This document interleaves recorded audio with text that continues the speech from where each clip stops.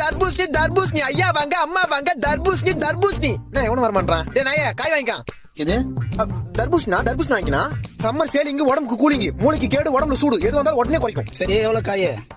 1 100 ரூபாய் 2 30 ரூபா. இது 1 100 ரூபாய் 2 30 ரூபாவா? நல்லா ஆஃபர் இருக்குது. இந்த 2 கொடு. கொடுக்குறேன். என்னண்ணா யோ 2 பீஸ் தான் 30 ரூபாயா? பின்ன முழு காய 30 ரூபாய்க்கு 2 கொடுப்பாங்க. அப்புறம் அவள் தான் போக வேண்டியதா துண்ட போடணும். யோ 30 ரூபாய்க்கு 2 காய் கொடுக்கலாம் குடியா? 30 ரூபாய்க்கா? நோ நான் உன் சொல்றேன் நல்லா கேளு. என்ன முட்டையில இருந்தா கோழி வருது, கொட்டையில இருந்தா தர்பூசணி வருது. கோயில இருந்து வர முட்டையை இப்ப 3 ரூபாய்க்கு தரமாட்டான். நான் இப்ப நான் கொட்டையில இருந்து வந்த தர்பூசணி 30 ரூபாய்க்கு கொடுப்பேன்.